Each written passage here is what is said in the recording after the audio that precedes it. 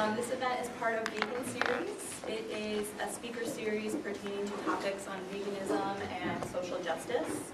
Vegan Series is organized by Corey Waters, and it's conducted through Animal Activists of Philadelphia and Temple Vegan Action Network, TVAN. If you're interested in learning anything more about those organizations, you can check out their Facebook page, and Animal Activists of Philadelphia has a meetup group on meetup.com. Next Monday, Animal Activists of Philadelphia is having an event. It's a memorial service for animals who are tortured and killed in vivisection labs. So it's going to be a very meaningful and powerful event, so if you can come out, that'd be great. If you're interested in getting more involved in vegan advocacy or learning more about it or trying veganism, TVAN's a great resource for that. Come to the meetings, check out the Facebook page, or talk to us after the event. So tonight we serve treats from Grindcore. It's a vegan coffee house on 4th Street between Dickinson and Tasker, and that was purchased with Veg Fund. And tonight our event is on intersectionality. With us we have 3 brilliant panelists who will discuss the topic. Brilliant in quotations. AJ Young is a graduate student in the Department of Sociology. Ed Coffin is on the board of Peace Advocacy Network and is a registered dietitian. And Desireé Melonas is a graduate student in the Department of Political Science. So now Corey will give an introduction to intersectionality, and then the panelists will give their stories and opinions, and finally we'll have a discussion. So thanks for coming out, and hope you enjoy.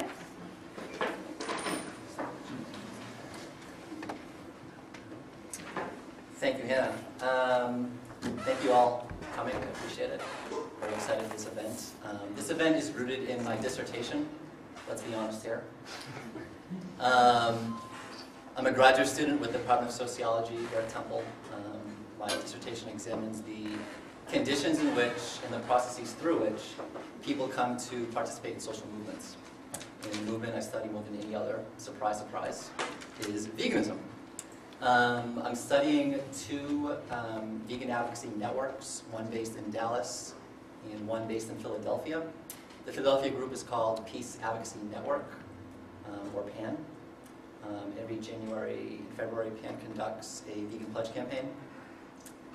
Basically, people pledge to go vegan for 30 days. PAN provides resources, mentorship, and moral support to those people, to those pledges. So I've been conducting interviews with people who pledged to go vegan through the Vegan Pledge campaign.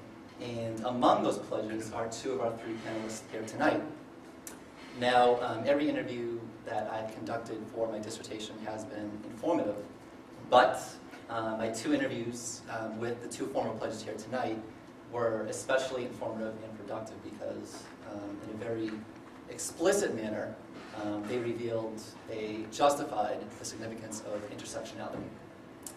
Now, I have a lot of wonderful findings from my dissertation, but as AJ and Desireé know, the dissertation is a years-long process. So I'm always looking for venues in which I can communicate my findings, and tonight's event is one such venue, a venue in which I can communicate, for example, that intersectionality is a meaningful theoretical framework. Now, the one panelist here I've not interviewed has written and talked extensively about veganism, and implied in this writing, in this talking, again, is the significance of intersectionality. So I've tapped these 3 panelists for their narratives, not for their intoxicating sex appeal, although that's certainly a plus. That's certainly a plus. So they're going to tell their stories. These are stories that answer the question, why intersectionality? But before we answer that question, I want to answer the question, what is intersectionality? So I'm going to frame intersectionality, and be mindful that my framing of intersectionality is very particular. But this particularity is inevitable. And it's inevitable because intersectionality is an ambiguous concept. Intersectionality has been criticized for being so ambiguous. Intersectionality has also been lauded for being ambiguous. It's been lauded by people like Kathy Davis, who is a feminist scholar, sociologist, who posits that any good theory is always ambiguous. So just be mindful that my framing, my interpretation of intersectionality is particular. So, what is intersectionality? Speaking of Kathy Davis, she defines intersectionality as the interaction of multiple identities and experiences of exclusion and subordination. So take the case of women of color. Women of color are marginalized on account of gender, but also on account of race. So to account for both gender and race and for that interaction and how these people are oppressed is to practice intersectionality. I frame intersectionality in two ways, and these two frames are interlaced. I frame intersectionality as an explanatory tool, and I frame intersectionality as a tool of resistance. How is intersectionality an explanatory tool? For this, I turn to Patricia Hill Collins, famous Black feminist scholar and sociologist, who makes two claims concerning intersectionality. One, that oppression cannot be reduced to one fundamental type, and two, oppressions work together in reproducing injustice. So what about this first claim? Oppression cannot be reduced to one fundamental type. How is this the case? Well, intersectionality emerged through Black feminism. Women of color active in the mainstream, white-dominated movement of liberal feminism came to recognize that white feminists, while obviously interested in anti-sexism praxis, were not adequately accounting for the particular plight of women of color. So these women of color recognized that their oppression could not be reduced to one fundamental type. One fundamental type being, for example, sexism. That's not enough. There's more at play here. The Combahee River Collective, an example I want to draw upon, is, or was, the Boston chapter of the National Black Feminist Organization, which formed in 1973. This Boston chapter, the Combahee River Collective, formed in 1974. And 3 years later, in 1977, they composed a manifesto. They called this manifesto a Black Feminist Statement. And in that statement, they said the major source of difficulty in our political work is that we are not just trying to fight oppression on one front or even two, but instead to address a whole range of oppressions. We do not have racial, sexual, heterosexual, or class privilege to rely upon, nor do we have even the minimal access to resources and power that groups who possess any one of these types of privilege have. So the Combahee River Collective are recognizing that their oppression cannot be reduced to one fundamental type. It cannot just be reduced to anti-sexism praxis. There's more at play. So let's move to Colin's second claim. Oppressions work together in reproducing injustice. How is this the case? I have a series of examples that will hopefully illustrate this claim. This first example demonstrates an interaction between classism and sexism. In the United States during the 19th century, poor white workers were commonly referred to as white niggers. So here we see an interaction of classism and racism. Classism perpetuates racism, racism perpetuates classism. These two oppressions work together to reproduce one another and to reproduce injustice. Racism and sexism. Again, in the US, during the legal slavery era, African women could only give birth to property. What does this imply? This implies that the master's sexual violence against African women potentially increased his property. That is, he had a financial incentive to sexually violate, to rape women of color. So here we see racism perpetuating sexism, sexism perpetuating racism, and capitalism, the need to compete for capital and to profit, fueling both racism and sexism. So again, we see racism and sexism working together to reproduce one another and to reproduce injustice. U.S. imperialism and speciesism. U.S. corporations have tapped land in Central America, where repressive governments assisted by the U.S. military and the CIA have appropriated land from, displaced, and even killed local populations. Well, what does this mean? This means that the more cows raised to be slaughtered for food, the more humans were forced from the land. So here we see U.S. imperialism perpetuating speciesism, speciesism perpetuating U.S. imperialism. These two oppressions working together to reproduce one another and to reproduce injustice. This last example is very recent. In July of 2012, Arian Foster, who is a running back for the Houston Texans of the National Football League, declared on Twitter that he was vegan. So I was very eager to see how people would react to that. Now, a lot of online reaction approved of his decision. But other online reaction policed his gender and even questioned his sexuality. Some online comments declared real football players eat meat. Heard he's also going to try wearing women's thongs under his jeans. What a big pussy. Dude will be in an estrogen coma. I heard he's replacing regular steak with tube steak. And if you don't know, tube steak is slang for penis. So here we see sexism, heterosexism, and speciesism interacting, reproducing one another, and reproducing injustice. So let's return to this ad that I displayed as you were all entering. This ad comes from PETA, People for the Ethical Treatment of Animals. And in this ad, PETA is declaring that chicks love a vegetarian. So what does this mean, chicks love a vegetarian? Well, what it really means is that your masculinity is not going to be threatened if you go vegetarian. And this implies that hegemonic masculinities are to be valorized. And this valorization of hegemonic masculinities is sexism. This ad is also heteronormative.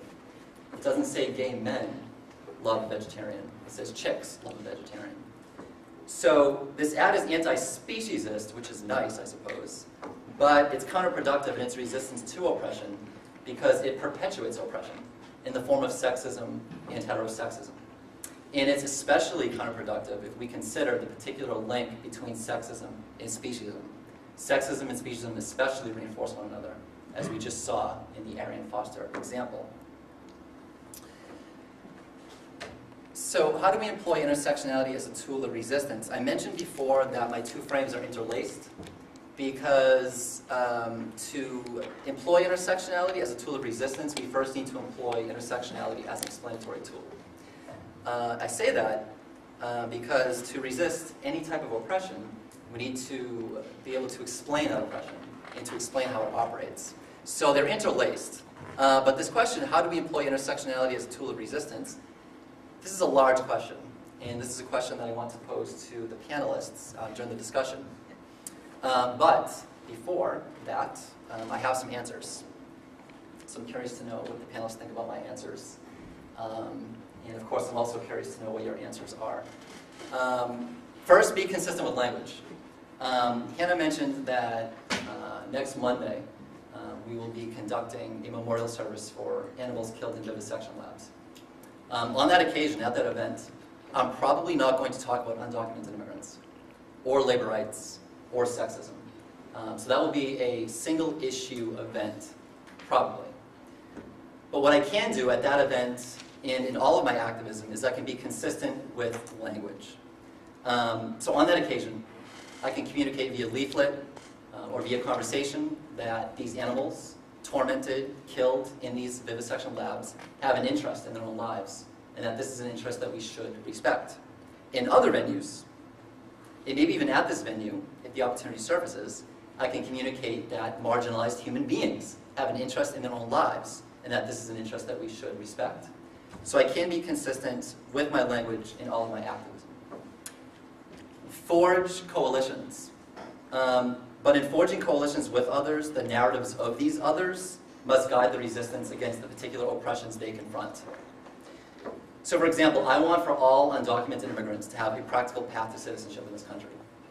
But because I'm not an immigrant, and because I'm not ethnically othered, I'm not Latino, for example, my activism will be guided by the narratives of others, specifically immigrants and ethnic others. And this is intersectionality. Because I'm not just listening to the narratives of these others, I'm accounting for the narratives of these others in my activism. And isn't this something we should also do with vegan advocacy? You know, when we advocate veganism, who exactly are we targeting? And are we adequately accounting for their particular lived experiences? Resist capitalism. Capitalism is a competition, and in any competition, some win, some lose. And the distribution of those who lose in this system is not random. Very identifiable groups are disproportionately deprived in this system. In this country, it's people of color, it's undocumented immigrants, it's women, it's other animals, etc. So capitalism fuels the oppression of these populations. Capitalism fuels domination. And a movement to eradicate one form of oppression will not turn the tables on this domination. So resisting capitalism can be a way to practice intersectionality, in that we're resisting a system that simultaneously perpetuates multiple forms of oppression. And finally, expand the definition of veganism. I define veganism as a set of standards, as the act of refusing to consume other animals, but I also define veganism as conscious harmlessness. I love this term, conscious harmlessness, because it emphasizes the act, not the standard. Now, I want to keep the standards of veganism. I'm not on board with consuming dairy, and I never will be, so I want to enforce that standard. But defining veganism as conscious harmlessness prompts us to recognize that even if we satisfy commonly understood standards of veganism, we remain ignorant of harm that we continue to exert. So veganism in this frame becomes a reflexive project in which we constantly strive to recognize and eschew our harmful behaviors.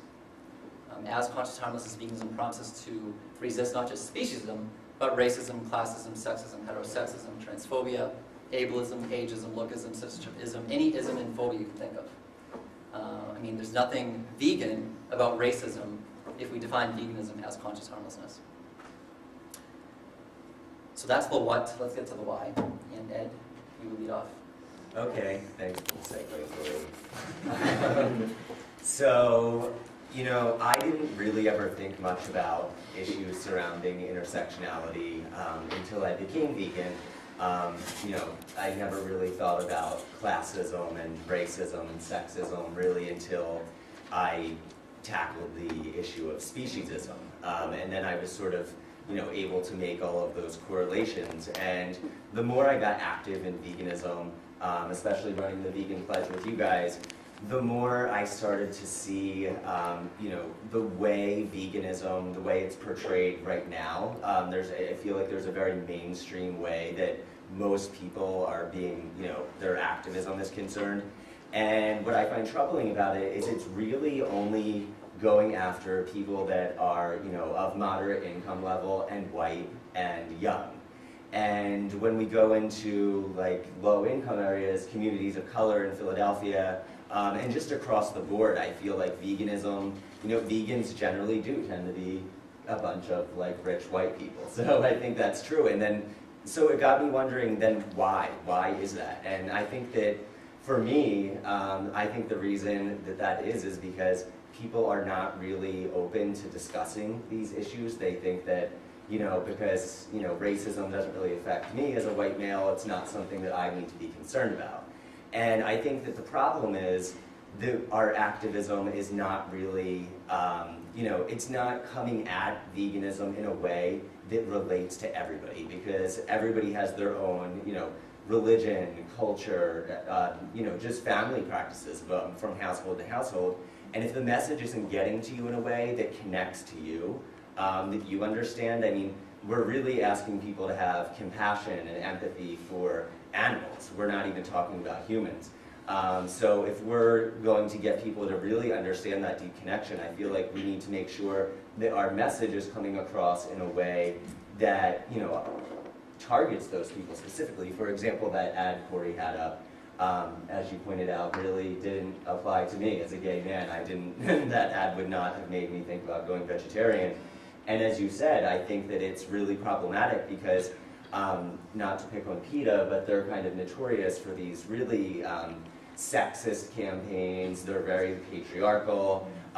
They have put out racist things before. And I find that really troubling because I think that it really turns people off to the message because they're not hearing it in the way that they need to hear it. So I kind of saw that throughout the pledge. I mean, whenever there weren't very many people of color that were in the pledge, so I found it interesting. And it just kind of brings, there's so many different, I could talk for like an hour about this because as Corey said, we have to look at things like capitalism. All of these different isms are kind of connected in a way. You know, for a lot of them, there's similarities. For example, you know, being oppressed by white men, that applies to basically almost all the isms. And I think it's important to point that out and kind of look at those connections, but also look at what the differences are. Because if we don't understand the differences of the struggles of another person, we're not really going to be able to figure out a way to connect with them on a level that's going to make sense to them in a way that they're really going to grasp it and understand it. And I was actually going to share a story I had about a protest. I think I was with Corey at a circus protest once, And I was holding a sign that said, it was a PETA sign actually, and it said, "Slavery is still alive and kicking," and it had a picture of an elephant chained up. And at the time I was like, yeah, this sign's like pretty cool, I liked it. I refuse to use that sign anymore because I feel that it's really kind of disenfranchising the African American community. I feel like what that sign is saying is that your struggle is over and no longer relevant, therefore now I can take it and apply it to veganism, because it's no longer, you know, obviously racism is over and there's no sexism and surely there's not any more homophobia. But so I think it's, when I started to think about it, it made me think, I really think that when you are trying to figure out how intersectionality fits into your activism, I think you have to figure out how you can do it in a way that's genuine. For example, I went to, you know, for me as a white person holding that sign, I don't think that's genuine. Desireé identifies as a person of color. Maybe she would feel more comfortable having that conversation or bringing up those issues. But I also noticed it when I was at the Gay Pride Parade here in Philly, and we were tabling for Pan, and I was giving out vegan literature, and no problem, I talked to lots of people, got them thinking about veganism, and then I started thinking about how would I feel if it was, you know, that booth was being run by a bunch of straight people, and honestly, I thought, well, I feel like, again, they're not being genuine. I almost feel like they're exploiting, you know, my oppressed group in order to get their vegan message out. So I feel like when we are thinking about these issues, when we're, you know, trying to figure out how we can sort of think about other communities and how we can fit all these things together, I think it also has to come from a place of being really genuine, you know, and just figuring out how we can most effectively get the message out without disenfranchising other people, and being sympathetic to other people. So that's pretty much all I have. Are we going to do questions and answers now? Or? Hey y'all. So I just I have a couple things I want to talk about, but I also want to put out there a little bit about my background and sort of my, journey is not really the appropriate word for me with veganism. I think struggle is probably a better definition for that. I'm not actually actively vegan right now, which, oh my god, don't kick me off the panel.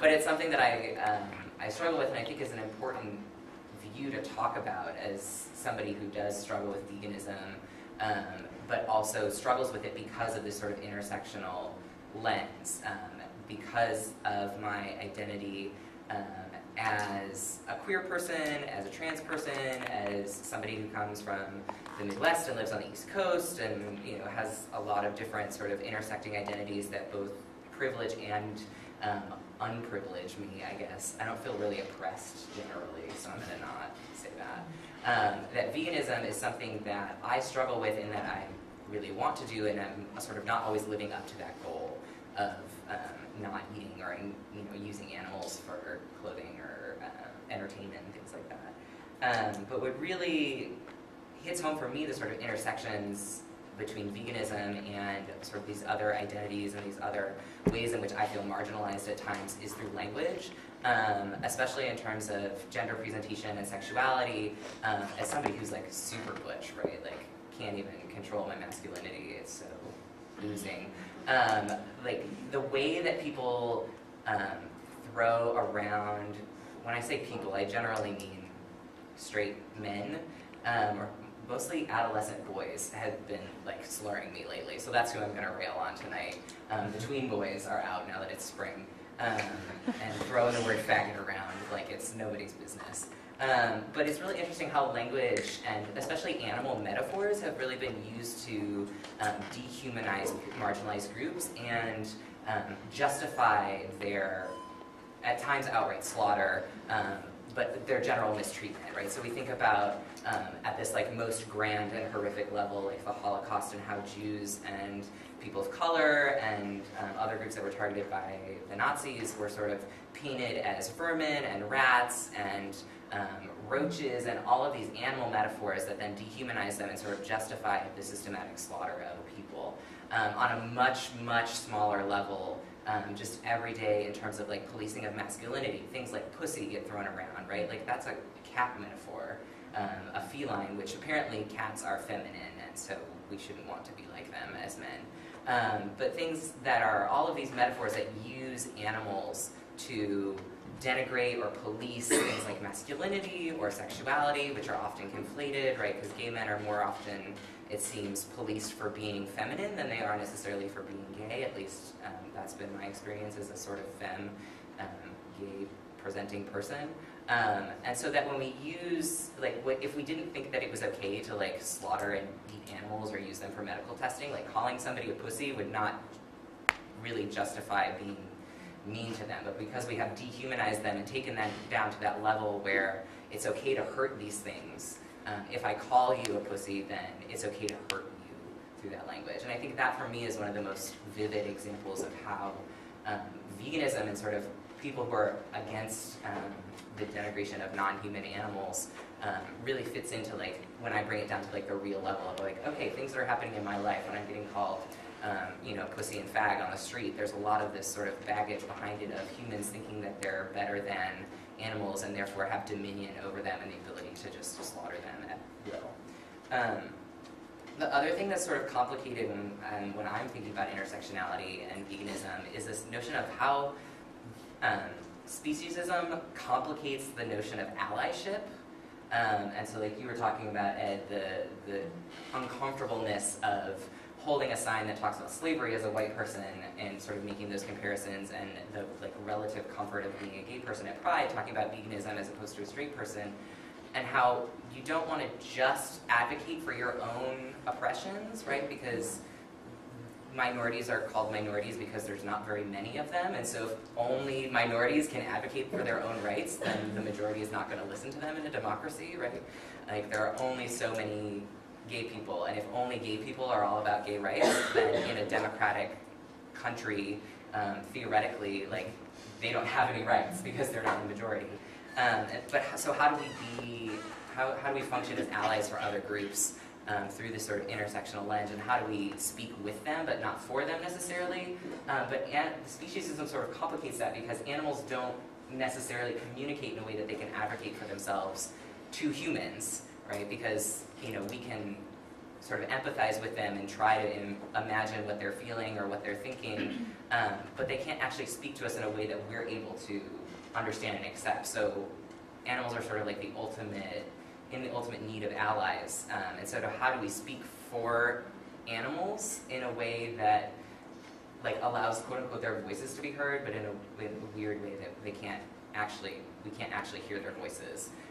But how do we think about those issues when we think about, you know, straight people being allies of queer people and advocating for groups that we maybe want to ally with because we feel some sort of oppression but don't feel their oppression necessarily, and do that in a way that is supportive of sort of their understanding of their own situation and identities. So those are like random things that I think about. I'm going to leave it at that. You guys mind if I stand up? No? Yeah, I have like a mobile thinking process. So I move and I think. Go for it. Okay. Use the microphone even. I think that's the light. I'm not good with technology. So yeah, there are a few things that I want to highlight. A lot of it sort of, it echoes, maybe adds some flesh, some substance to what Ed was talking about. But I will speak to what Ed was saying from the subject position, and offer you my lived experience, the lived experience that Corey was saying is so necessary when doing activism. So, so there are a few things that I want to, in my segment that I want to do. So when talking about intersectionality, the way that I even approached this question when Corey emailed us, I wasn't thinking about intersectionality as it related so much to the movement, but I was thinking of intersectionality when I considered my approach. So the way that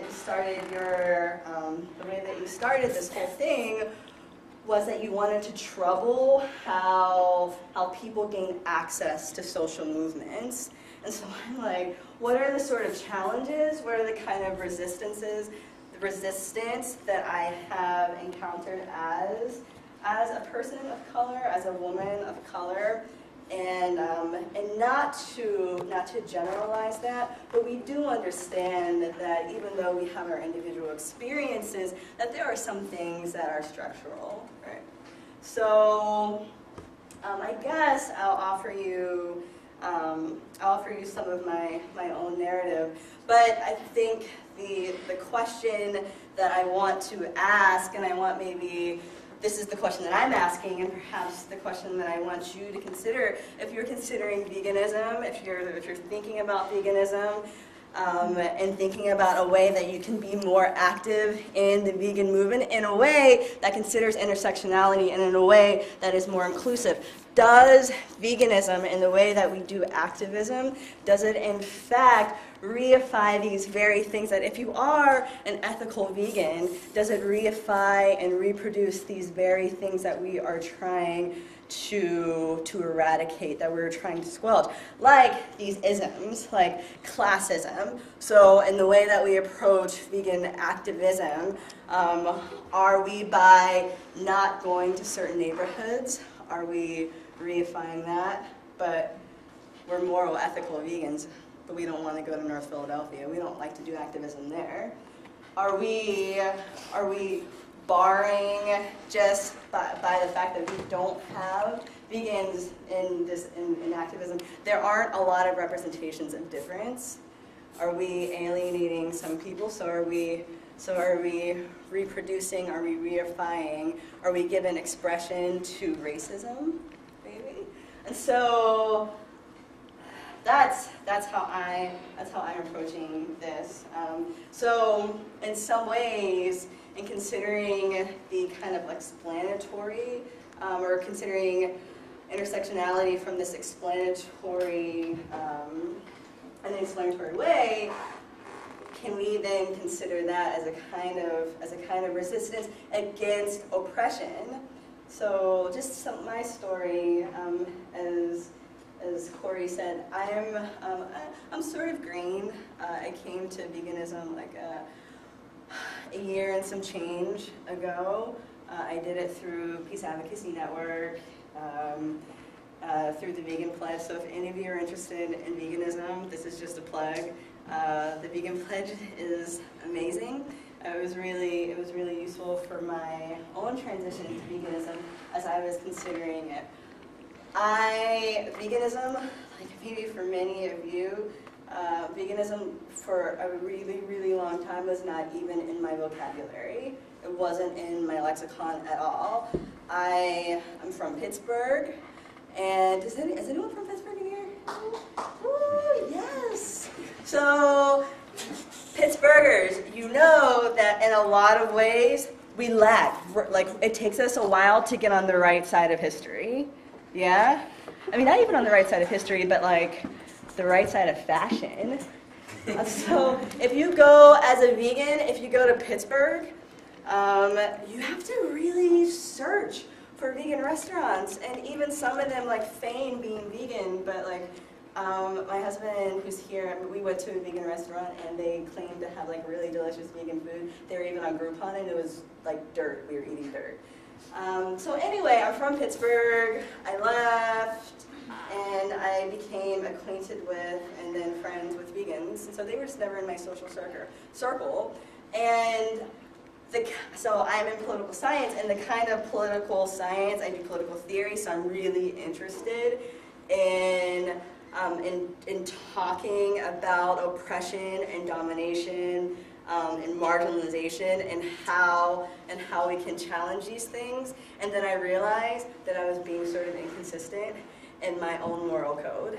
So I'm like, wait a minute. I'm like, I hate that women are oppressed, and other persons of color, and immigrants, and so forth. But it was just the sphere of this moral community that I was considering didn't include animals, so I was able to justify using animals for consumptive purposes, until I really got into the ethics behind it. And so yeah, I went to the Vegan Pledge and became a little more congruent with my ethics. I thought it was going to be easy. I thought it was going to be easy. Like at least I thought the talking to people about it was going to be easy. I'm a vegan. Well, that's great. You're trying to cause less suffering. Kids get it. Try to explain it to a child, and they get it. You just say, I don't want to hurt your dog. And they're like, all right, and they keep playing. That's true. That's true. So I thought that part was going to be easy. But in fact, the part that I thought was going to be the most difficult, which was finding food to eat, going to restaurants and finding something on the menu, and cooking, learning how to cook in a way that was new to me. That was the easy part. The hard part was going home. So for half of the Vegan Pledge, and so at that point the Vegan Pledge was about 6 weeks. Sorry, this is a long story, I'm realizing, but it's okay. It's a good one. Thank you. So about half of the pledge, or maybe even 3/4 of the pledge, I don't know, maybe the whole pledge, it was on Saturday afternoons, and so my mom would ask me where I was going, and I wouldn't tell her. I would tell her I had a meeting. It's like, I gotta go to this meeting. And I didn't tell her for a really, really long time. I didn't tell any of my family for a long time what I was doing. And even now, if I'm being honest, I use coded language when I introduce it to some of my family. Like my grandma, I tell her, well, I just don't want to have sausage this morning. That's all. I ate already. And so I had, around veganism, my biggest struggle was introducing it into a place that I realized, into a part of my life that I found out was very hostile. Not hostile, well, I should, in some ways, really hostile. But in other ways, where it just wasn't salient for them. It wasn't salient for them. And so why do I bring this up? Why does this story matter at all? It absolutely matters because I wasn't prepared. I wasn't prepared. No one was around to talk to me about this, really. Or at least I didn't have access to a broader community of mentors in the vegan community that could speak to that could say, you're going to have a different struggle, you're going to have a different set of challenges that Corey's not going to have. You're going to have a different set of challenges that my husband's, that he didn't have. And so that was my person. That was the person who I was going through the journey with, and it was new to him. It was new to him. So this is a rawness. I'm still going through it. And so when I'm talking to, the way that I'm approaching this is not just like satire. It's not. This is how I imagine it might be. But I'm living this right now. I am at the intersection of different identities, and my challenges are differently shaped. I receive them differently.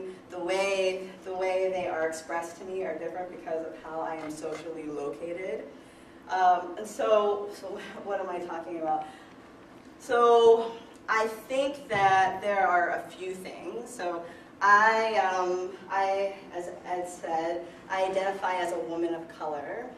I was introduced to this blog, actually more guided to this blog, that was simply but yet profoundly entitled Black Woman Christian Vegan. And I'm like, that's me. That's me. That's the first time I've seen it. And even before I read this blog, I was really intrigued because it seemed like this was a celebration of that she was situated at the intersection of all of these different identities, or a member to these different identities, but yet was finding a way to mediate them. So that's who I am. That's who I am, and as such, I experienced different kinds of challenges. And one of those is the cultural challenge in introducing this to my family.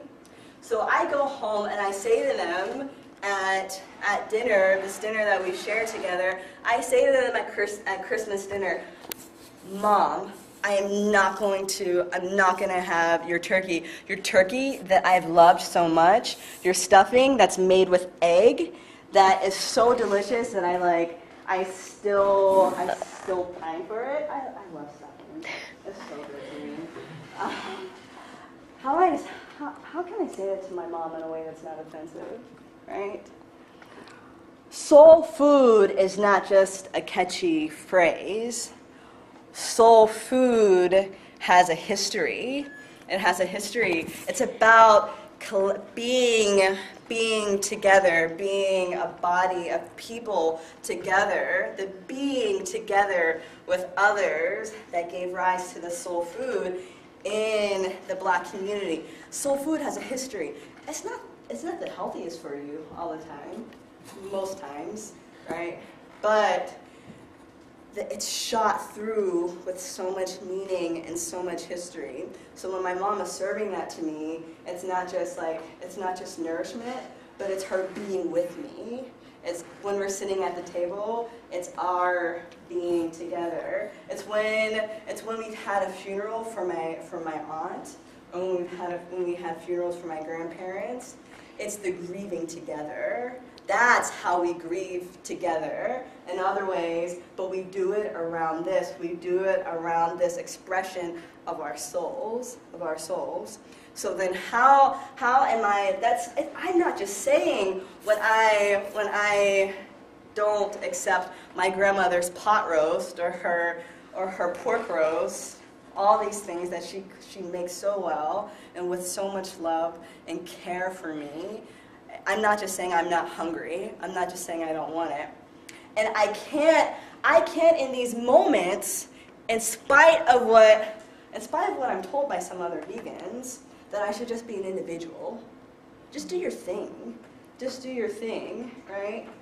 I can't do that. I can't do that. It's not about being individual. We're not individuals around food. Even though there have been, and we see this, like there's fracturing in some of the Black community, but historically there's like a solidarity, there's a community. When things happen in social movements or things that gave rise to social movement, we had to collectivize. So there's a deep history of community. And so I can't just say that I'm going to embark on my own and make my own food. That is a political act in my home. That's saying that I am an individual and I am alienating, I am removing myself from this community. Some of you might think that I'm reading too deep into this. You might think that I'm being a little bit hyperbolic. But you come to my house and you sit with them, if you were me, and you feel that you are no longer a part of this really robust, this flourishing, this beautiful community of others. I feel like I'm on the outside. I feel like I'm on the outside right now. And then another reason, so that's a challenge, because I am like, it's a personal affront to my people when I say I'm not going to do that. Like the language of being an individual is not there. And also, I think another reason why people of color have difficulty or just can't wrap their head around veganism, when you're leafleting in these areas, or if you do that, when you try to explain veganism to them as like a moral imperative, it's not culturally salient.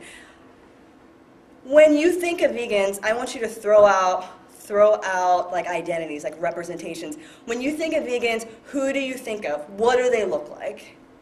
Don't be shy. What do they look like? Hipsters. Hipsters. What else? White. White. What else? They're skinny, yeah, they are. They're skinny. Yeah.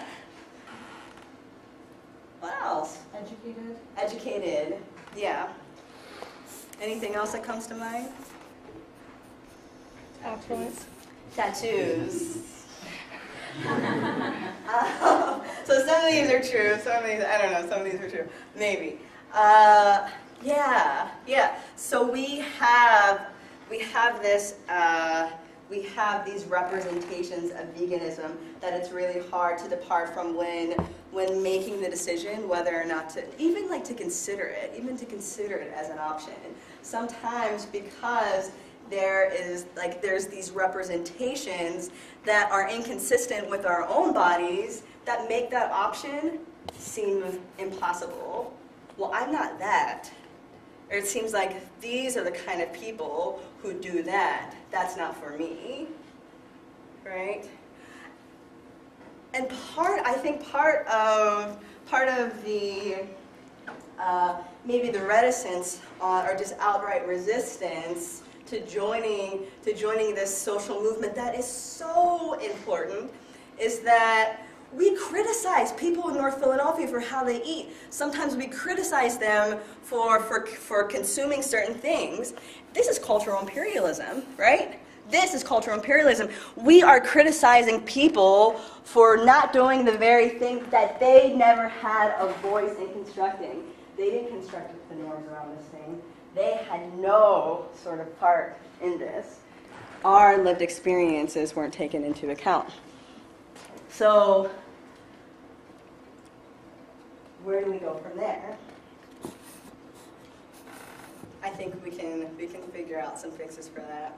And my last thing, I don't want to say criticisms, but they are criticisms of how we do activism, is the way that we ask people to reason.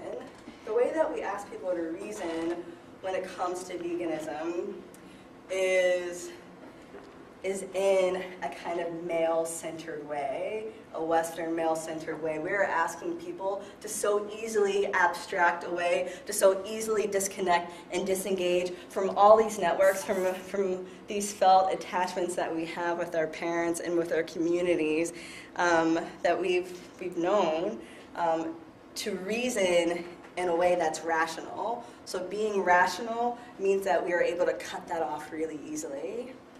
And to be clear, that is a Western, male-centered kind of thinking. So the way that veganism, in some regards, in some strains of veganism, is asking us to sever these connections, and doing so is being reasonable. But I'm sorry, I had some trouble with doing that. I had a lot of trouble with doing that. I became a vegan, but I had all of these dilemmas about effectively severing my connections with my family in some really, really important ways. So that's my story. That's my story. That's what I have to offer. Like prescriptively, we need to populate this movement with more people that look like me.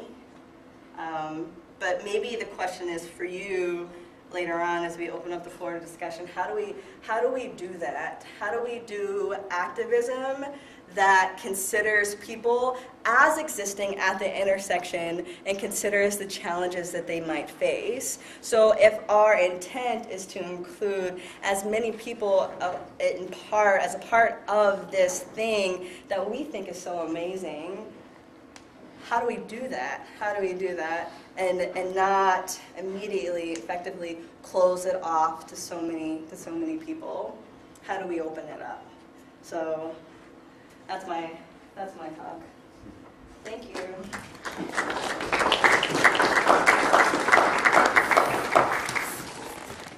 So I want to pose a question to all three of you, but because Desireé just talked, I want to continue on Desireé's story if you don't mind. Okay, so you cite this powerful antagonism to going vegan. And if we talk about it in terms of numbers, we're really talking about your family. And maybe the broader Black community. Yeah. And there's also, of course, discourses concerning veganism and race that may emerge as an antagonism in that particular case. but ultimately with all this opposition you've encountered, you're still vegan. So you won out. How did you win out? Like, how is it that despite all this resistance, you are still vegan? That's the interesting thing. And so the language that Corey uses suggested that I did win. There are many days that I don't think I'm winning. I know that I'm doing something that's like greater than myself and greater than my struggle, but sometimes my struggle overdetermines how I think about that. Sometimes my struggle is so great that I don't think that I'm winning. Because if it's about conscious harmlessness, sometimes I think I'm really harming the people in my world. And this is just, and I know, like, in a broader sense that I'm not, but it's really hard for me to disconnect from that. So my network, my vegan network, has gotten a little bit bigger. And I've just been good. I've become a little bit better at saying no, and being confident that what I'm doing, in spite of the resistance that I'm getting, what I'm doing is the right thing, and that it's worth the struggle. That's the only way. But it's like it's this constant thing that's happening internally and externally. Like I'm constantly having to navigate this, and it's not easy. Okay, so I'm sure the audience has questions, but I want to address my brain question first. So if you let me be selfish, go with me. So one of my goals with this series, it has been all along, is to connect theory and practice. So I want to get at this question of how do we employ intersectionality as a tool of resistance? How do we do intersectionality? It's a grand question, but how do we do intersectionality? That's a big question. I think, not necessarily speaking to veganism particularly, but in terms of doing intersectionality or living intersectionality is, for me, in many ways, is about listening more than I speak, which is real hard for me sometimes because I love to talk. But listening and thinking about things that are not necessarily directly related to me, just trying to be generally well educated about all the stupid shit happening in this world, and not just caring about, like, so my particular passion is LGBT issues, concerns, whatever. And that's what takes up most of my time, most of my life, most of my research. But wanting to understand that the understanding and the experience that I have as a queer person is not the only way of doing that. And so I think particularly for me, as somebody who feels more privileged than oppressed in my daily life, is to also look at my own identities that don't tend to merit, like, looking into in the general world, like looking into whiteness, which is something I get away with not looking at. Looking into, for me, the question of looking into my maleness or my masculinity is a little bit more complicated as somebody who's not particularly butch, but is also not biologically male in many ways. And so having that gender matrix that's going on often.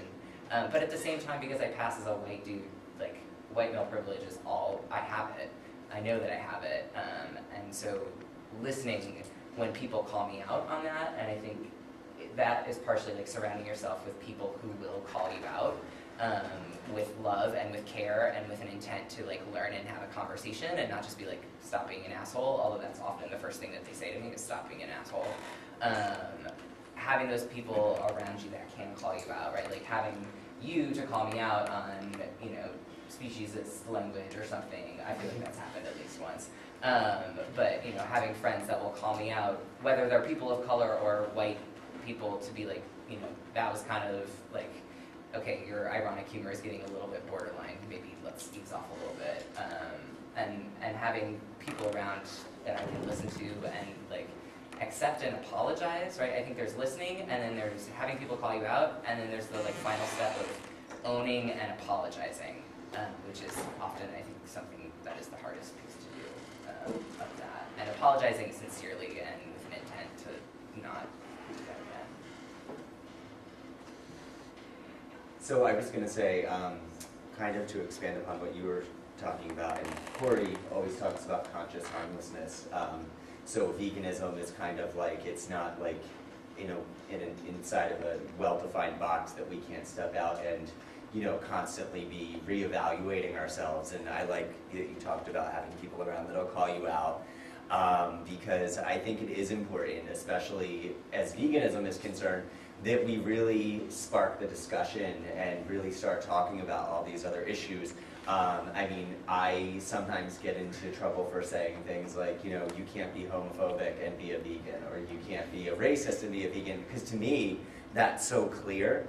But to a lot of people who identify as vegan, I don't think that is very clear. And I think that's why we have, you know, these advertisements from PETA coming out, like the one that was behind us, and nobody really bats an eye at it. Or, you know, people hand out these vegan outreach flyers that basically say, you know, anybody can be vegan, you just go to the store and spend like $400 on like tofurkey and Daiya cheese at Whole Foods and you're good. Like it's, but you know, go to North Philly, go to a food desert and tell those people, well, like you said, we're coming from a real Western, like, male mindset. We're expecting people to just go vegan. And I know a lot of people in their activism will say, well, you know, those people aren't going to go vegan. There's so many other people that, you know, we can work on. So no need to ever expand from the college campus, because there's, you know, always going to be a lot of young white students that are well educated walking around. So why even make the effort? So I think that we kind of have to think about that. And just really start to call each other out as vegans, and start, you know, if somebody says something that's like, doesn't sit right with you, like, call them out, talk about it. And I think that we really need to consider these issues. If veganism is really going to become a mainstream, you know, an ideological like movement versus another fad diet. And Ed is on the board of the Peace Action Network, as Hannah mentioned, and he basically runs the Vegan Pledge campaign. And I have to say, this past winter, the Philadelphia campaign, this is a different one. This is one in Phoenixville and other places. Like 20 of them. It's 20. But I have to say, this past winter, the pledge was more intersectional than it's ever been. And maybe it's because of you and what you said last winter. It's 2012, or 2013 pledge, but it was just a lot. It was a lot different. Like, you encompassed so much more than just like, this is veganism and here are the tricks to the trade. Right. I mean, you talked about social justice, interspecies social justice, but also interhuman social justice. And I think people that have been to the pledge more than once at the same one in Philadelphia, it's kind of like, it's kind of an evolution from one year to the next. Like, things that you brought up last year at the pledge, might not have been discussed this year at the pledge, because nobody ever talked about it before. And I think if we're not having those conversations, then how can we expect to do things any differently? So, a network not being stubborn, Right. and being willing to alter its frame, and how it does vegan advocacy, that also helps. Give me thoughts on that. Yeah, and I thought about this, and it really sort of in aligns with what I was saying. I was thinking of intersectionality as a tool of resistance against these sorts of things that the movement itself might fall prey to. And so, and it's sort of just what was already been said, about we need to hear, like, we position ourselves to listen to the voices of the oppressed. Like, there's a theorist whose name is Linda Alcoff, who says instead of, so instead of telling what is best for people, instead of just asserting what is best for people, we need to listen. And Patricia Collins says this. We need to listen and ask, what do you need? How would this movement work best for you, or how can we shape this movement to sort of align with your interests? So to consider other people's interests and ask them, not just assert what they are. So not maintain this colonial impulse of just telling, this is what's good for you. So yeah. Audience comments or questions? Dan. Oh, I enjoyed all the narratives. I was wondering, Desireé, you mentioned that you're Christian, I was Oh, curious, yeah. it's another intersection of religion and culture. Right, right. Veganism. I was just curious how and if religion informs your veganism or intersects, or the lack thereof. Yeah, and so I sat back down. I was like, oh, I didn't talk about that because I looked at the time and I thought that I was colonizing the time, you know. And so, I left that aside. But that's a really important part Okay, stand back up. of it all. I'm just kidding. Yeah, I was going to.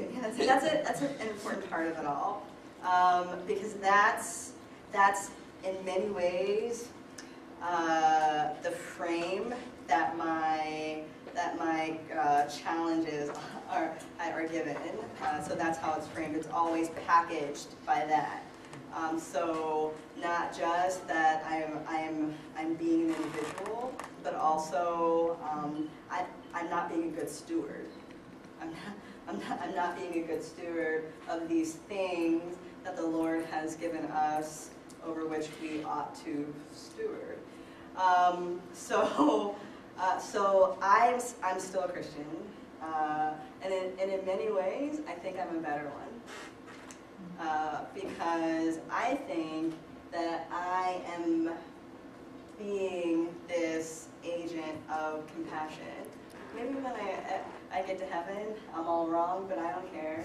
I'll say, well, I was just trying to reduce suffering. But I think that I'm as far as I see it, the way that I've been able to reconcile it is that I'm living out Christ's mission to be compassionate and to try to service and help those who are the least well off, to help those who nobody else would help, to help those who are suffering. And that's this is just an extension of that as far as I'm concerned.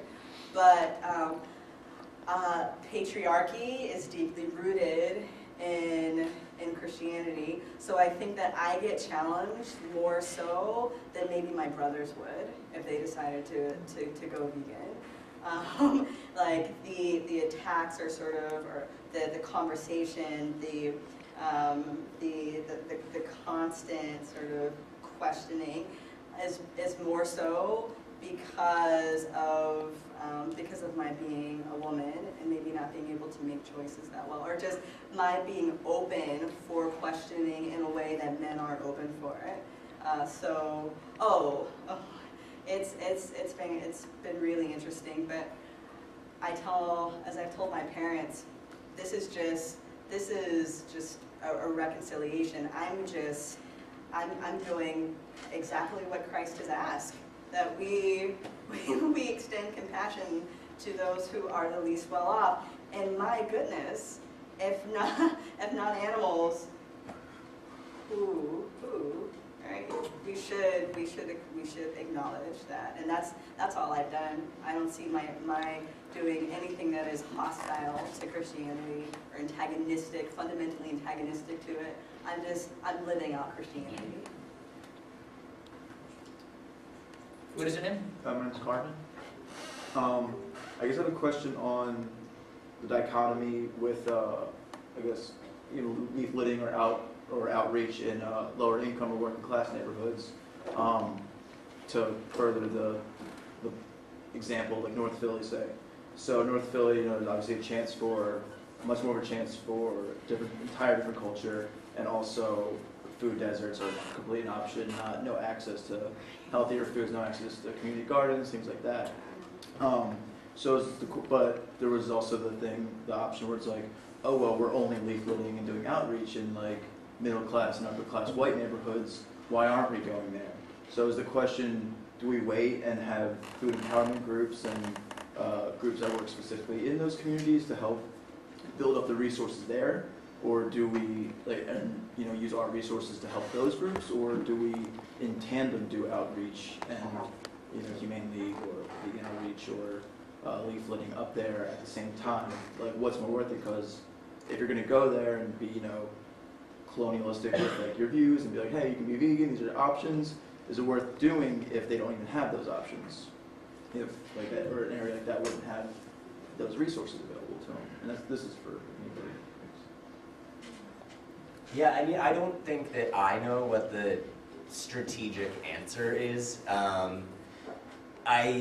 think that there's probably a bunch of different ways one could get involved in other communities if that was something they wanted to do, while at the same time seeming genuine and not like colonialistic about it. I think probably partnering with other groups that are already organized and already moving, getting some movement going on there. For example, like Philly Food Forest, or like some of these organizations that are helping to get food, access to better food in some of these neighborhoods, and maybe they're not necessarily working on it from a vegan angle, but as a vegan, we can kind of say, I agree with what you guys are doing here. We need to work on food access. That's a real problem, and like I want to get involved and I want to help. I think getting involved with other communities, even if it's not a vegan-focused thing, just the fact that you're a vegan that's also like involved with this, I think says a lot. I think that really is kind of the way that these kind of movements progress. I don't think that leafleting is the only way. It's not environmental. Right, and it's that too. And obviously food access really depends on place. It depends on time too, because Philadelphia has transformed over the last 10 years. I didn't live here 10 years ago, but from what I understand, there were a lot more food deserts in this city 10 years ago than there are now. There's a lot more supermarkets now. But certainly like a place like Detroit, Michigan, has major access issues. There's tremendous inequality in physical access to healthy foods, not just vegan foods. And it's based on inequality and socioeconomic status, also based on race. But one of my issues, because I did a project a couple years ago where I looked at physical access and financial access to vegan foods in Philadelphia. And I picked the wealthiest neighborhood in Philadelphia, and I picked the poorest neighborhood in Philadelphia. The wealthiest is Chestnut Hill, the poorest is Fair Hill. Fair Hill has 5 supermarkets. And I recognize that Fair Hill is just one neighborhood among 69 in this massive city. But there really isn't an issue of physical or financial access to vegan foods or healthful foods in a community like Fair Hill. And maybe there are neighborhoods in which that is the case. But what I suspect, and I haven't tested this empirically, is that there's a major disparity in discursive access. That is, people have access to healthful foods, but they don't have access to the discourse of what is healthy eating. Now here I am sounding, like I have colonial mentality here. But I said that leafleting isn't the only way because you could work with grocery stores. And I've thought about doing this. I haven't done it, so it's all talk at this point. But I would love to set up a table outside of like one of the fine fare supermarkets in Fair Hill, or Cousins, I think is one of the other ones, and offer discounts on fresh produce in the supermarket and work with the supermarket to do this. And then at that same table, I could have a vegan starter guide. So here I am imposing my agenda, of course, but I'm also kind of engaging in some sort of compromise. I'm happy to engage in this compromise because beyond veganism, I do care about healthful consumption. Like, to me, they're one and the same. But what you could do is like offer the service where certain foods are discounted, and people can like scan, a piece of paper or something inside, and these avocados are half off. But I think the issue with food access is very complex in Philadelphia, very complex. And then the USDA has done a bunch of studies in which they've looked at, access across the whole country, and it turns out that the vast majority of low-income population in this country go to supermarkets, and they don't even go to the supermarket that's closest to their house. So that suggests that they're actively making choices to go to a supermarket that's further away from the one that's close to their house. SNAP benefits. Used to be food stamps, now they're called SNAP benefits, Supplemental Nutritional Assistance Program. Supplemental Nutrition Assistance Program. 90% of them are utilized in supermarkets. And 90% of low-income populations are utilizing SNAP benefits in supermarkets. So people are getting to the supermarkets. I think there's a big disparity in the discourse, in access to the discourse. And I don't have an easy solution to it, but I think that there are ways in which you could forge coalitions, maybe even with businesses like supermarkets. I liked that you also brought up the fact that there is education that has to go on, because when I was working as a dietitian at WIC in North Philly, we did a program one summer where we were giving out basically vouchers, like you're saying, they could spend, I think they got $20 per year to spend on fruits and vegetables. But we worked, which seems like really pitiful, but it was better than what they did the year before, which was nothing. And we, you know, a large percentage of the people were actually not using the coupons.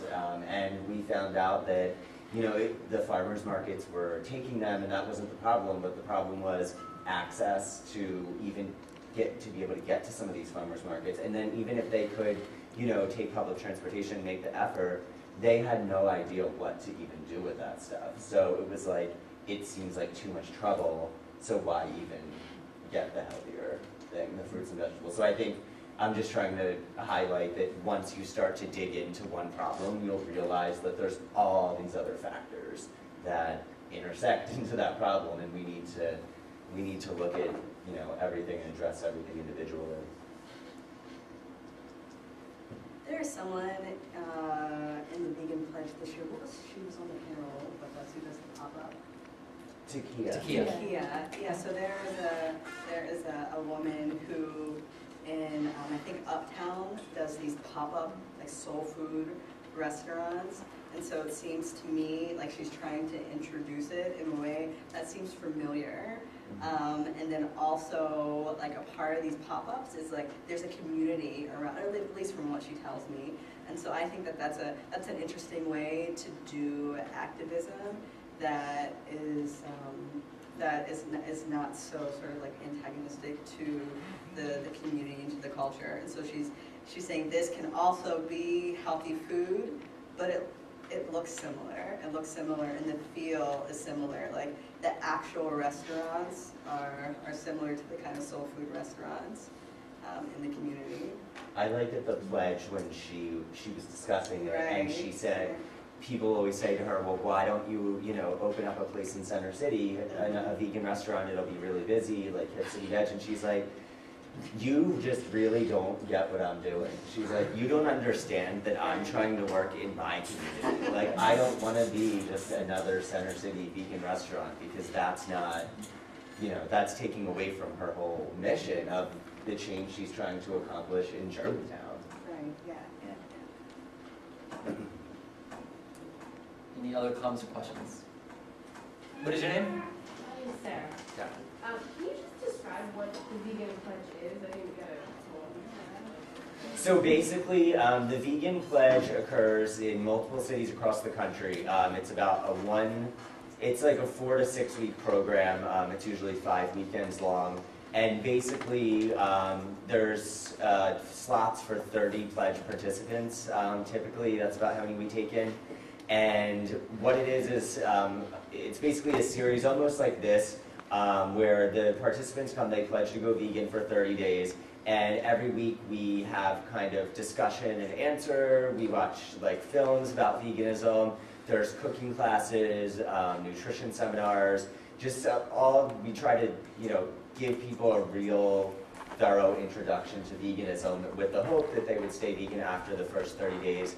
And one of the things that we do to try to help facilitate the change with people is by pairing people up with mentors. And so every single person in the pledge has their own mentor, which is not only somebody who's vegan, but we actually try to match people up that have similar backgrounds, so that somebody, you know, I think you were with LJ, right? Like, but if I had like someone who was a Christian that was going to be mentoring, I probably would have put her with Desireé. Like, we try to match people up so that, you know, they at least sort of have somebody who kind of gets where they're coming from. I mean, obviously everybody changes individually, but we try to make it as easy as possible for people to go vegan and also feel like they're part of a community. And, you know, at our discussion panels, we talk about these topics. So, like, Desireé had no problem bringing up the issues she was having during the pledge, and I think that that's really what helps people work through it.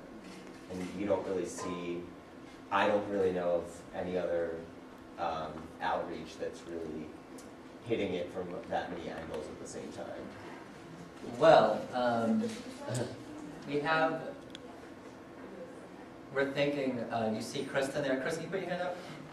Okay, Kristen's the president of TNAN. Chris and I have been in talks about doing a vegan pledge on the Temple campus in the fall. So we're thinking of that. But the Philadelphia pledge, usually you start recruiting in like November, December. Late December. And then it starts in like mid-January. It's like mid-January to mid-February.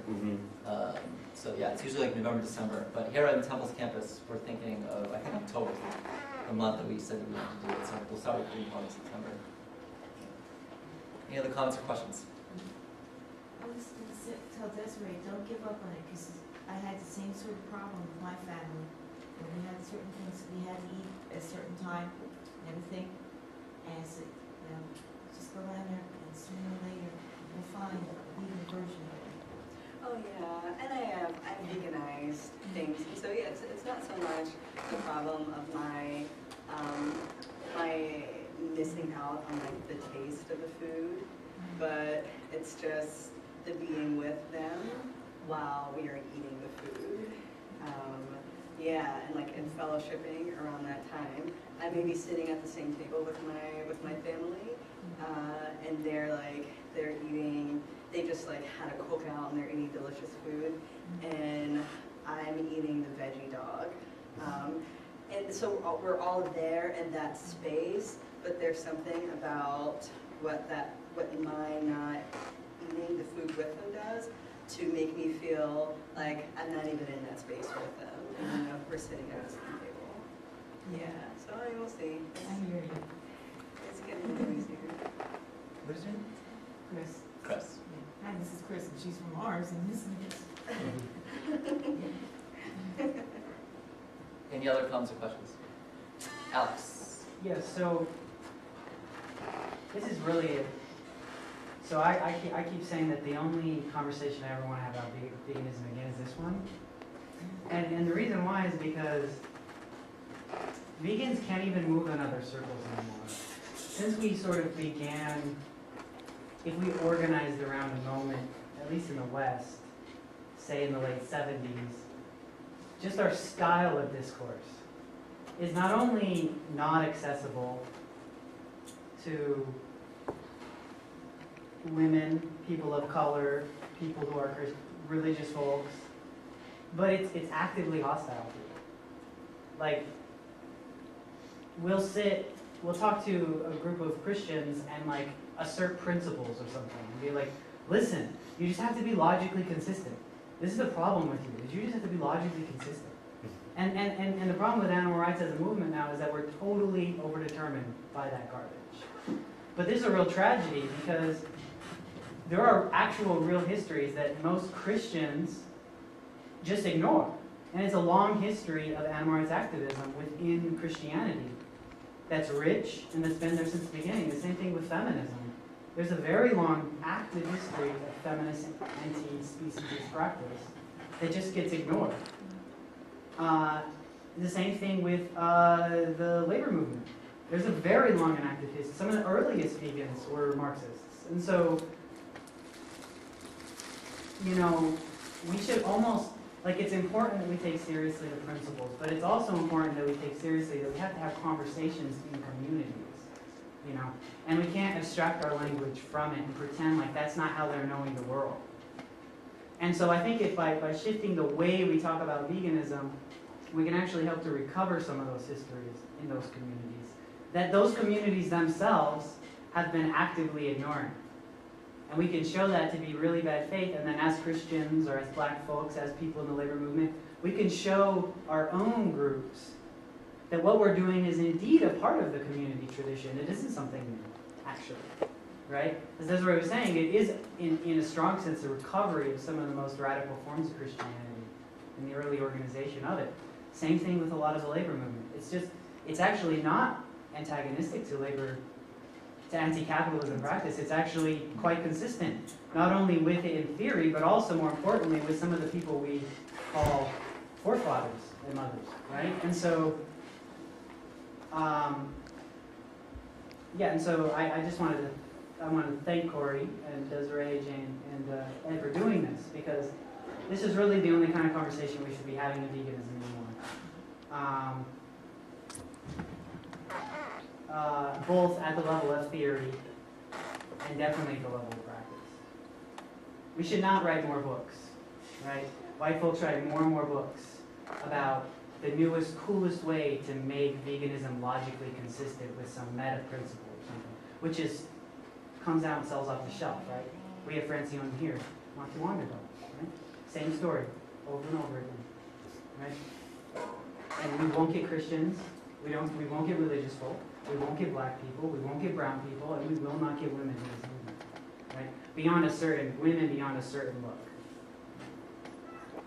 I think that mirrors though what Desireé was talking about widening the look of veganism, because even if we pull in those histories of animal rights activism or anti-speciesism in all of those sort of other movements, if we are straight middle-class white men who are telling black people that they have this history, then they're gonna be like, get the fuck out of here. Like, who are you to tell me my own history? Same with queers or straight people walk in and trying to tell me about cisgender people trying to tell me about trans history. I'm gonna be like, yeah, thanks, that's nice, go away. I think that is sort of a chicken and egg problem. Well, right? sure, we got to do it in our own community. Right, and that That's we true. need to do it and not necessarily in our own communities, but communities that we've built relationships with. Yeah. Right, and I think that's sort of this, to use an animal metaphor, chicken and egg problem of these histories have been erased or silenced, and so we don't have vegans who look like that, but then we don't have vegans who look like that to revive these histories. And so how do we work, I think, in this coalition building and that, especially, I think like Corey was mentioning, and how do we ally with these communities and on issues that are of mutual concern and mutual benefit to build those relationships to be able to then have those conversations. And what does that look like, right? How do, maybe, vegan food is not really what people in food deserts are thinking about because they're just thinking about healthy food, nutritious food, period. So how do you work on that struggle and then sort of bring veganism into it in a way that is mutually beneficial as opposed to, Well, the wrong way is to say, are you a welfarist? Right. That's my point, right? Yeah, and I like what you were saying about uncovering these rich histories, but your language, that people in these communities, you just actively ignore them, I think is wrong. Because you and I both know that oftentimes ideology conceals them. And so it's about shifting the ideology, undermining ideology so that there can be this uncovering. It's not that just Christians ignore that stuff, but it's that ideology has calcified in such a way that we have a difficult time uncovering it. And that's just that's political. That's a political move to do that so that we can continue to oppress. This is the intersectionality thing, right? So, but that's an important part. But we have to be comfortable asking them to challenging them on that point. Well, yeah. That's my, the concern with this conversation, though, is that we'll start to set up unnecessarily barriers to having conversations with people with difference. And so, we can't challenge, I don't want to go in and challenge what I see as bad feminist practice because I'm not a woman. But I actually think that that's a mistake. But I think that is a mistake because I think feminism is not about being a woman, it's about, feminism is just that, it is a practice. It's not a thing that you are or aren't, right? It's a practice that you engage in, and so you can be I don't like this language, but you can be a better or worse or a more active or a less active feminist, but it's not something that you are, right? I didn't give up my ability to be a feminist when I transitioned. I, in fact, became a better feminist, I think, because I actively realized and experienced the privilege that men have, and not just the oppression that I was feeling and seeing, but actually saw and felt so many little micro privileges that I was now receiving that I couldn't even imagine were happening because I had no access to them. And so, but I think in the same way that I think we need to think about these things not necessarily as identities or things that we are or have, but that processes that we engage in, right? So veganism as a process which may be just a rationalization for the fact that I'm not totally vegan at this point, but that like veganism as a process, as a choice, is an active thing that you engage in and not something that you are or you aren't. And the same thing with feminism, the same thing with a lot of these other sort of anti-oppression struggles. They're not identities that you have or don't, but they're practices that you engage in and or don't. And that sometimes that, sort of ebbs and flows. And that's, you had a hand up, and you've been waiting very patiently. That's fine. What is your name? I'm Jamie. But I just want to say I'm glad you brought up all four of you brought up the stereotype and PETA earlier, because but I brought this up at the last meeting. My cousin was a vegan growing up. She's my age. She's 23, and when we were 13, she was your stereotypical vegan. Everything we went over earlier, like everything we named, she was. And instead of like leading through example, as the four of you brought up, she would preach, and preach. So for my God, all my teenage years, I had such a complex towards it. I thought it was ridiculous. I always thought it was people that were just so self-righteous they didn't eat meat. And as I got older and I took nutrition classes and I saw there were benefits to it, I started to open up my mind to it. So I made a promise to myself, like when I went to it, I'm like, I'm not going to be like, her name's Caroline, like I'm not going to be like that. Like I want to lead through example and not preach. Just do the best that I can to like inform people. Just for you, like whenever you're going to get a Christmas, Thanksgiving, whatever, she saw you eating a turkey, oh my God, forget it. So you had to walk out of the room. So I'm really glad you brought up like those examples. For me personally, I feel like my veganism has been kind of like a process. So I think that in the beginning, I think most vegans would probably admit to acting that way. Just because it's so frustrating to like, suddenly become aware of this huge problem that exists all around us and there's basically nothing you can do about it. And it can be frustrating when otherwise, quote unquote rational and like nice people don't get it and aren't willing to do anything about it. So it can be really frustrating. But I think you very quickly realize that that's probably not the best way to be an effective advocate, is by running around screaming at everyone all the time. She was 13, I was too. So, at 13, we're not exactly the best with our words. We're not so decisive or polite. So, I take that into account too. And she's not vegan anymore. Yeah. It's just funny how it ended up playing out. But yeah, I try to take things like that into consideration all the time. As you said too, veganize, like the small steps, like veganize certain things, like dips. Like using vegan eggs instead of mayonnaise, and just showing people like, look, we don't eat grass and styrofoam. What is your name again? Jamie. Yeah, and so there's like, that's tough, because I think some vegans have to like temper their impulse to want to say things, and that I think there's like a maturity that you develop as you move along this process. Because when you first, especially if you're an ethical vegan, just like when you find out about the like different matrices of power that undergird racism, it's like all of a sudden you want to do everything to stop that, and you want everybody who's complicit in that to stop that. But sometimes that doesn't help. But it's still, especially if you become an ethical vegan or you become a vegan for ethical reasons, it's a moral imperative.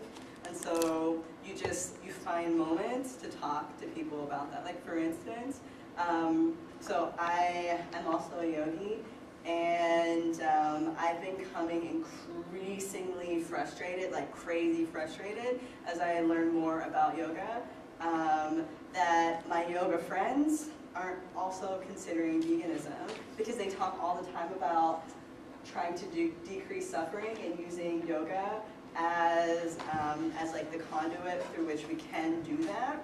And I watch them eat bacon sandwiches, and so it's like, how can I talk to them without them just not wanting to be around me ever?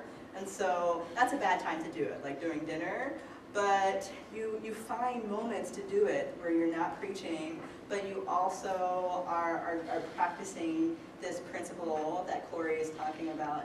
if you're doing vegan for ethical reasons, you are like an agent of this ending oppression, and you have an imperative to do it, as I see it. And so where I do have moments, where I find them, where they present themselves to me, I try and talk to people about it in a way that's informative, but like that's super preachy.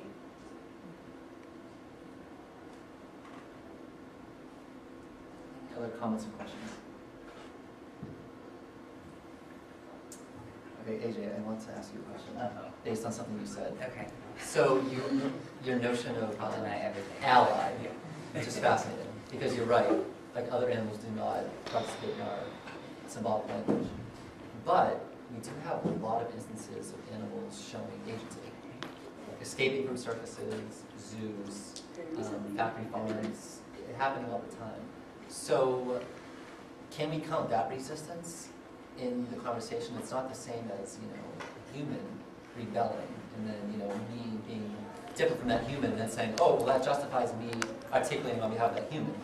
I know it's different, Right. but they do show some sort of agency, some sort of resistance. Right. And I think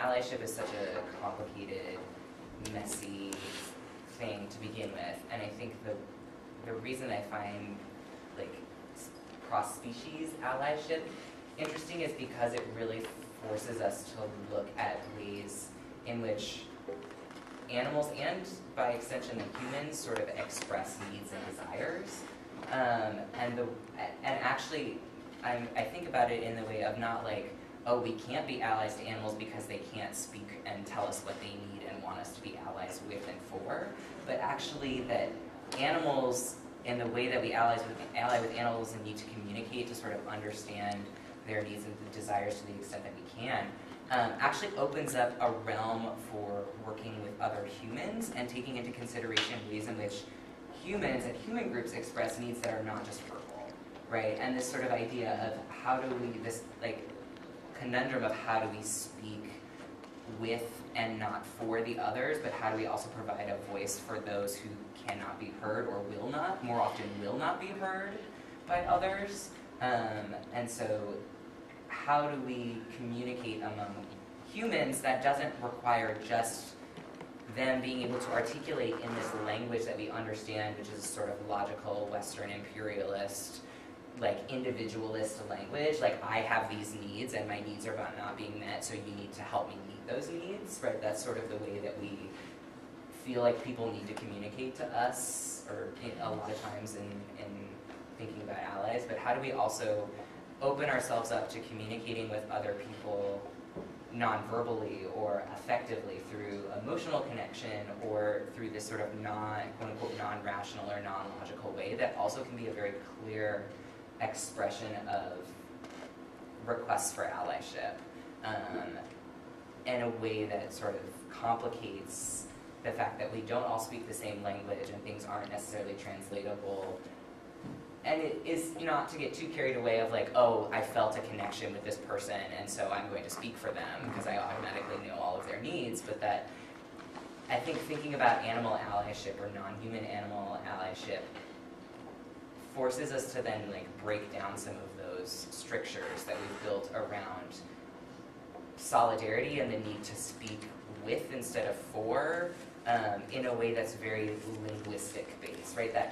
That whole way that we talk about allyship and speaking with others and not for others relies on this verbal metaphor that I think thinking about how we interact and communicate needs with animals maybe can be then useful in expanding this idea of how we understand and work with people and know or begin to know what people's needs are to be able to work in solidarity with them.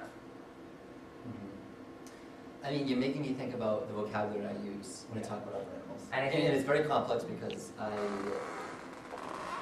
course I would have a problem speaking for another human. But at the same time, I do feel compelled to engage in dialogue with a species, humans, who are oppressing other animals. But I guess I think about the words I use. One word I often use, and I don't think I'm subconscious in using this word, is interest. And I like that word interest, and you guys can critique it, whatever, I don't know what you think about it, but I like it because it's so broad and so all-encompassing, but at the same time specific enough to account for the desire to live among other animals.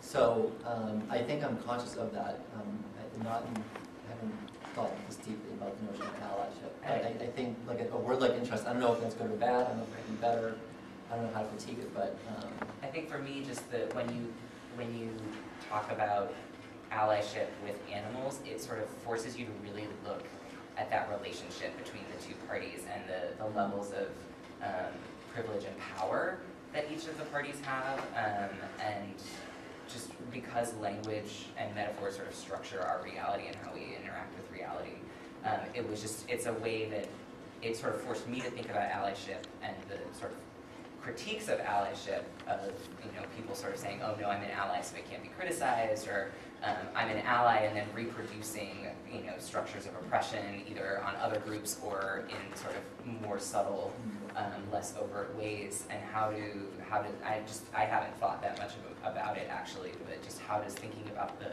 animal-human relationship, which brings up some very specific difficulties, how can we think about that as a way to get another look or another perspective on human-human allyship across difference? And I really haven't thought that much about it, but it's something that's been sort of intriguing to me as I've struggled with my own issues of allyship across race, across sexuality, gender. one last comment or question?